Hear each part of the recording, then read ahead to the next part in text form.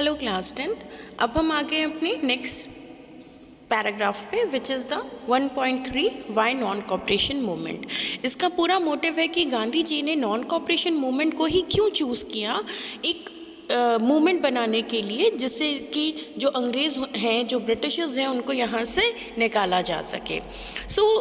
और ये जो वर्ड है नॉन कॉपरेशन, ये कहाँ से हमें समझ में आया, ये कहाँ से ये वर्ड को ओरिजिनेट किया, क्यों किया, इसके बारे में इस पैराग्राफ में हम अंडरस्टूड करेंगे।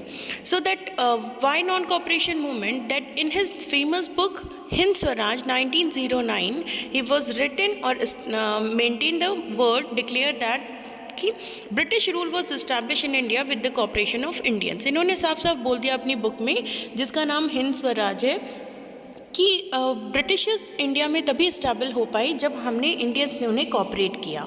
तो अगर हम उन्हें कॉपरेट करना बंद कर देंगे तो वो विद इन अ ईयर वो यहाँ से चले जाएंगे। If refuse to cooperate, British rule in India would collapse within a year. ना how could non cooperation become a movement, लेकिन इसे नॉन कॉपरेशन कैसे बनाएंगे, इसे नॉन कॉपरेशन को एक मूवमेंट कैसे कन्वर्ट करेंगे।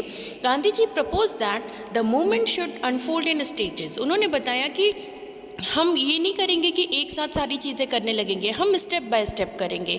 अगर पहला स्टेप करने के बाद भी ब्रिटिशर्स नहीं माने तो we come to the next, अगर उसके बाद भी नहीं माने तो हम नेक्स्ट पे आएंगे। इस तरीके से हम स्टेजेस में करेंगे। सो उन्होंने इसे कन्वर्ट कर दिया स्टेजेस में, स्टेप्स में। जैसे it should begin with the surrender of title. उन्होंने बोला सबसे पहला स्टेज होगा कि यह सबसे पहला स्टेप हुआ कि ब्रिटिशर्स ने जो इंडियंस को अवार्ड दिए हैं, टाइटल्स दिए हैं, उनको रिटर्न कर देंगे। जैसे सर देते थे, मैडम या नाइटहुड, ऐसे टाइटल दिए गए थे इंडियंस को बाय द ब्रिटिशर्स। तो सबसे पहला काम था कि हम उन्हें सरेंडर कर देंगे, उन्हें रिटर्न कर देंगे। And a boycott of civil services, army, police, court, legislative councils, schools and foreign goods. और उन्होंने बोला इसके साथ साथ जितने भी इंडियंस उनकी आर्मी में हैं, उनके कोर्ट में हैं, उनके स्कूल्स में हैं, कहीं पे भी जो उनकी जॉब, ब्रिटिशर्स की जॉब कर रहे हैं, हम उसे बॉयकॉट करेंगे। और उसके साथ साथ जो फॉरेन गुड्स हैं उनको भी हम छोड़ देंगे, उनको भी बायकॉट करेंगे, ब्रिटिशर्स की चीज़ों को हम यूज़ नहीं करेंगे। Then in case the government use to repression, a full civil disobedience campaign would be started. उन्होंने बोला कि अगर इसके बाद ब्रिटिशर्स हमें रिप्रेस करने की, दबाने की कोशिश करेंगे तो हम क्या करेंगे, हम उन्हें सिविल डिसओबीडियंस मूवमेंट कैंपेन को स्टार्ट कर देंगे। Through the summer 1920 Mahatma Gandhi, Shaukat Ali toured extensively.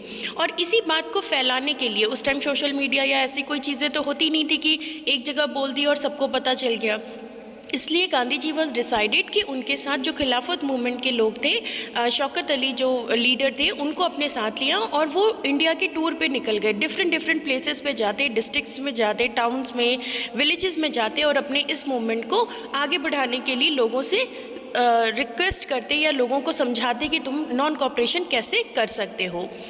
Many within the Congress were, however, concerned about the proposals. They were relonged to boycott the council election scheduled for November 1920. और उन्होंने council ministers को boycott किया। They feared that the movement might lead to popular violence. उनको लगा कि ये थोड़ा सा जो वॉयलेंस हो जाएगा, उनको डर लग रहा था इस चीज़ का कि 1920 के नवंबर के बाद जो ये काउंसिल इलेक्शन है इसमें थोड़ा सा वॉयलेंस हो जाएगा। In the month between September to December there was an interest tussle with the Congress. और बीच में थोड़ा सितंबर से दिसंबर के बीच में थोड़ा ऐसी खींचातानी चलने लगी, क्योंकि जो लीडर्स थे, जो दूसरे लीडर्स थे, वो नहीं जाना चाहते थे लेजिस्लेटिव काउंसिल छोड़कर।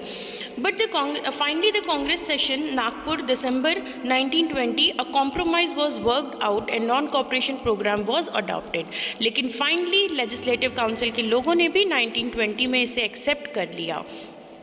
How did the movement unfold? The participate in it who participated in it, how did different social groups conceive the idea of non cooperation। ये हम नेक्स्ट पैराग्राफ में पढ़ेंगे कि कैसे डिफरेंट इस मोमेंट को डिफरेंट सोशल जो कैटेगरीज थी या डिफरेंट जो लोग थे उन्होंने कैसे इसको एक्सेप्ट किया।